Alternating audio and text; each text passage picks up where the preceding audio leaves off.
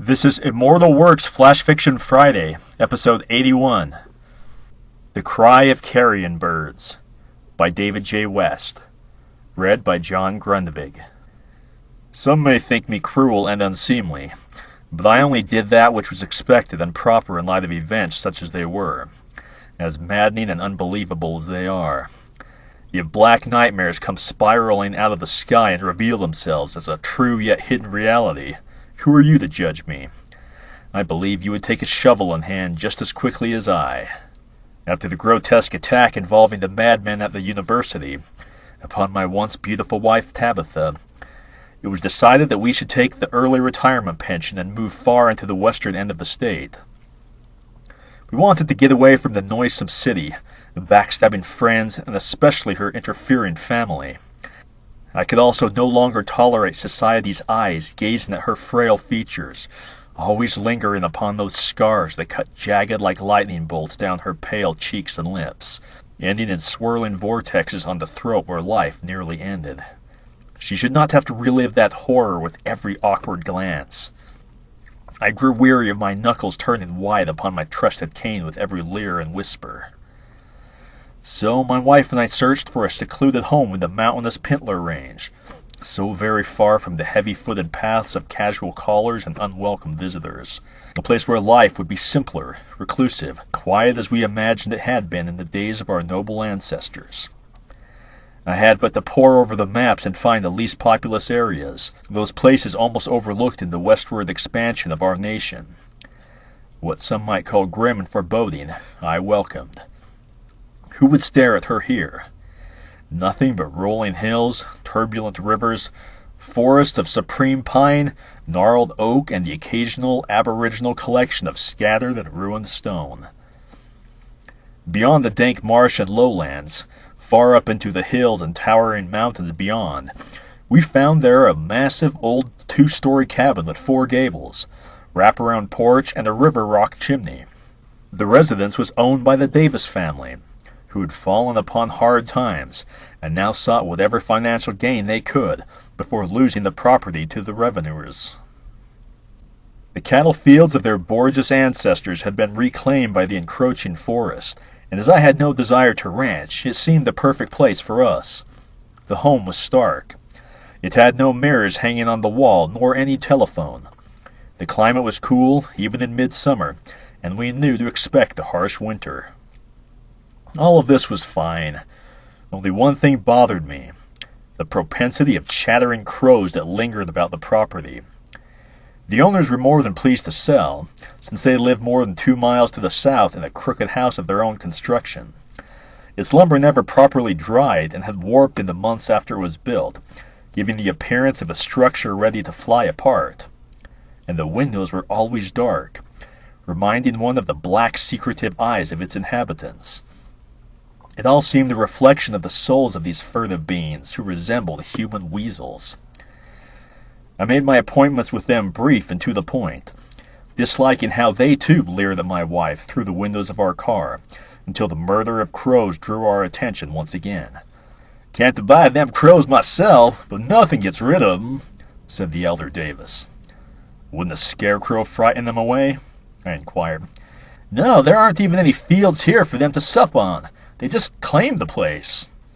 "What do they eat, then?" "Whatever they can find, I suppose," he said, grinning. "It's your land now, but I wouldn't recommend wandering too far off into these haunted mountains. Not too many folk who did ever came back, and those that did were never the same." He pointed at himself. "I've seen things make a preacher cry."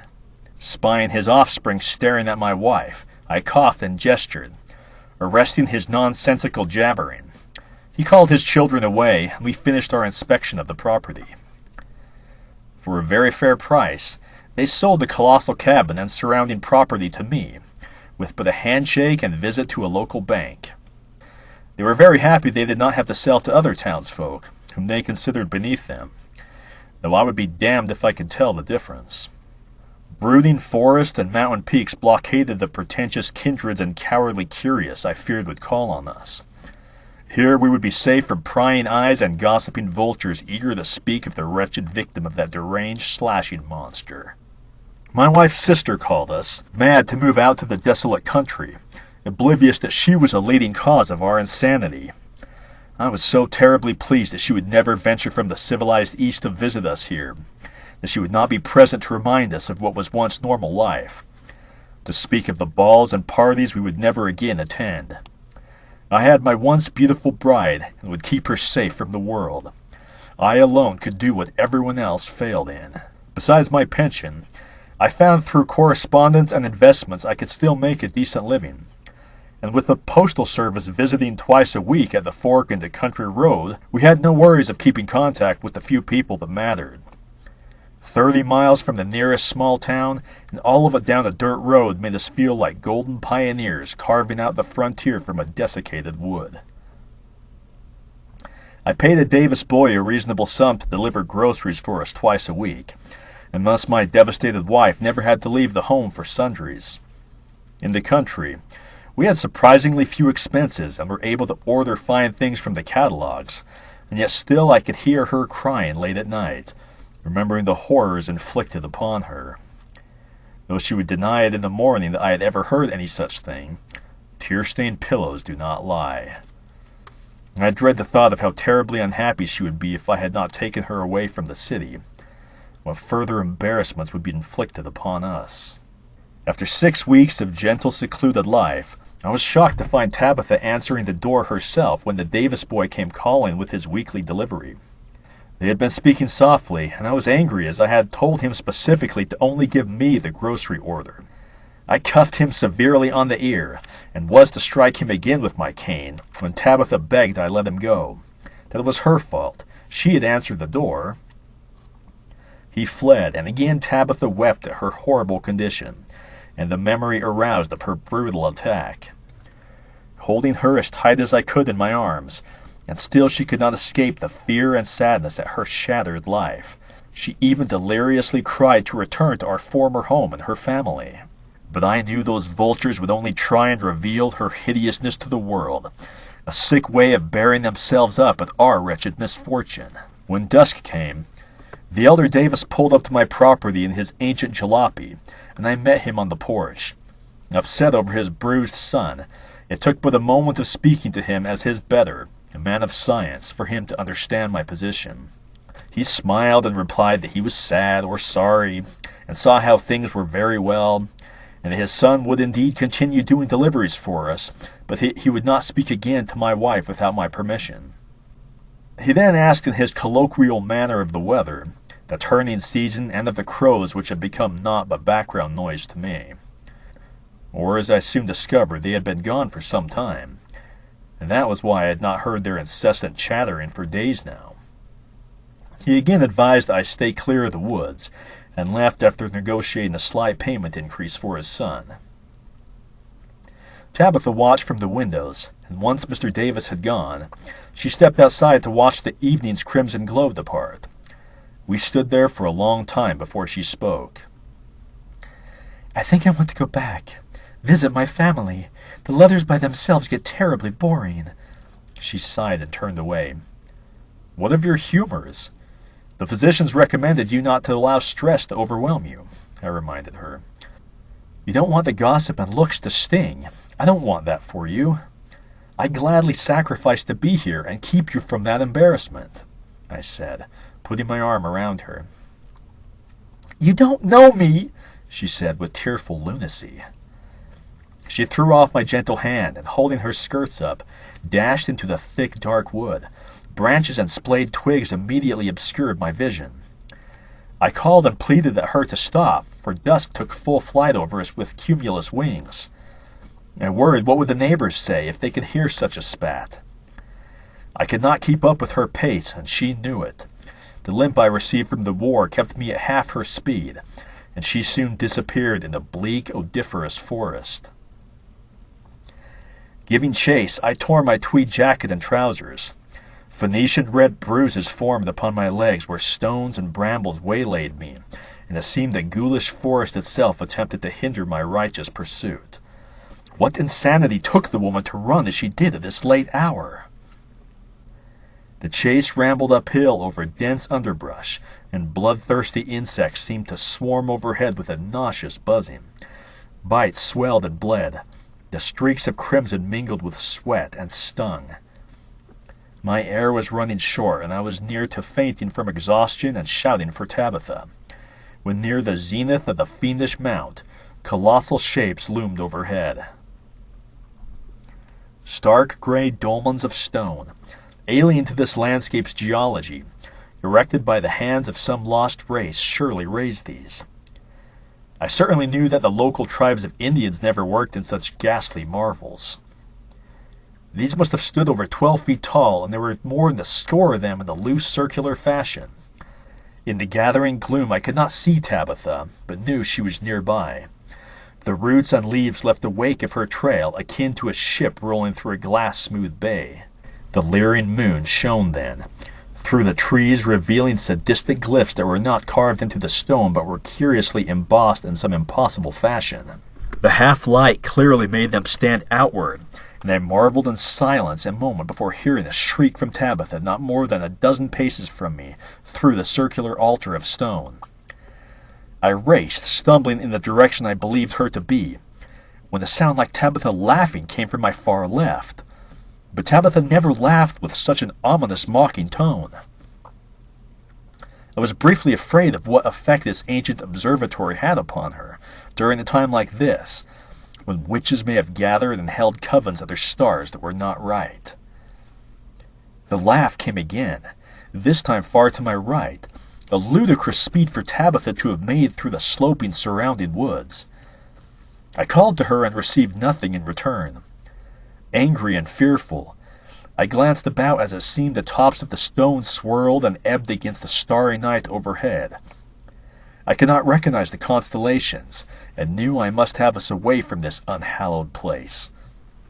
Grateful to have the security of my cane, a single primal weapon if need be, I stumbled to the far edge of the circle, and just as suddenly Tabitha appeared. She was smiling from behind one of the towering dolmens, her pale hand caressing the grooved monument.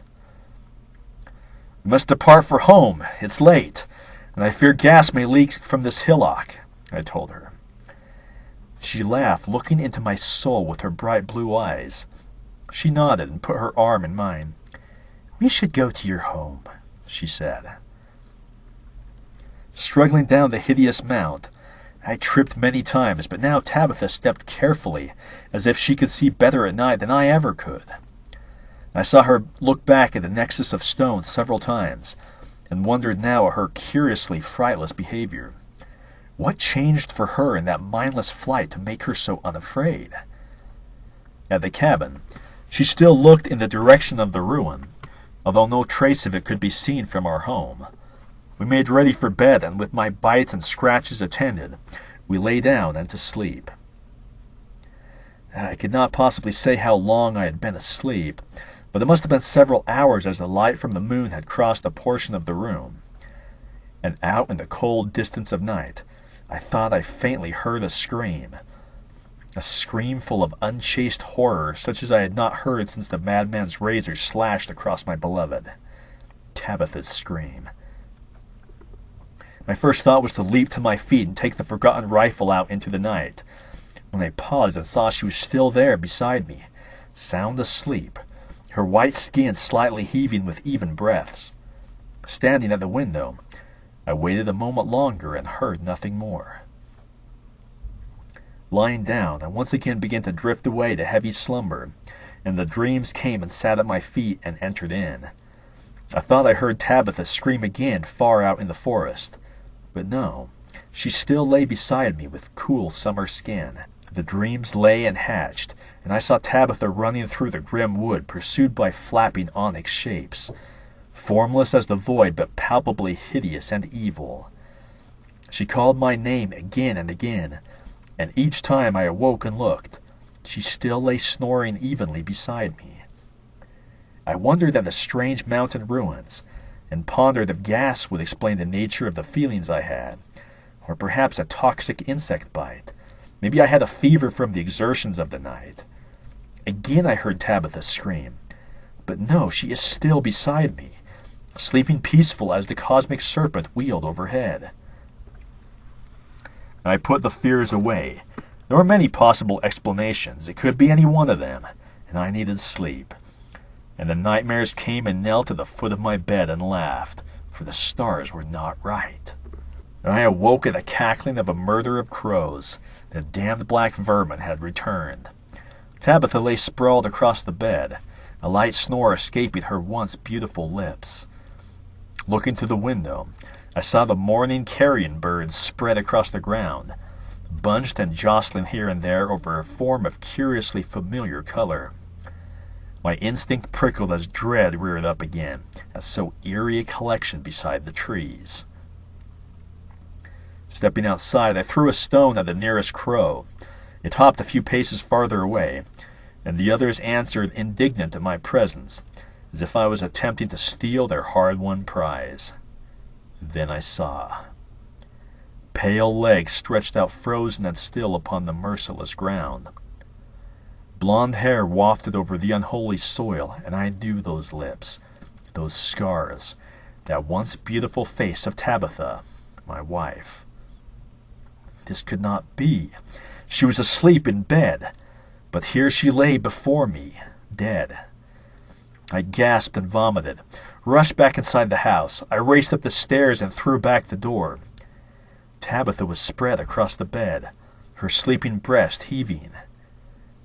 Outside, the crows picked at the corpse, and in a moment of panic, I made my decision. Taking a shovel, I hurried and dug a pit there on the edge of the vile wood, and I cast this impostor's warm corpse into it.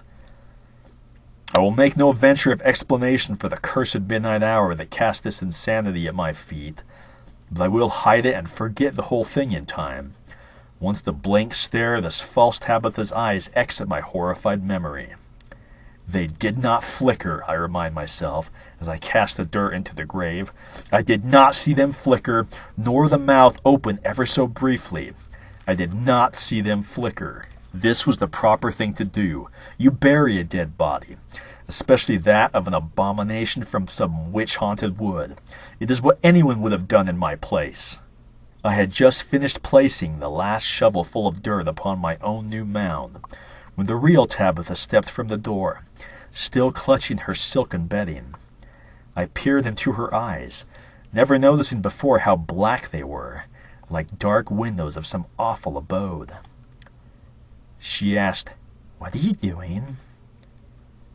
Only the carrion birds know, and I shall not answer for them. Thanks for listening to Immortal Works Flash Fiction Friday. For more about this author, follow him on Twitter at David_J West. If you have a flash fiction story you want us to read on this podcast, you can submit it to us on our website at immortal-works.com. And please rate, like, and share our podcast. It really helps us grow our audience. And if we get enough likes, my dad might come back from the time he went out to get a pack of cigarettes all those years ago. I'm still waiting, Papa!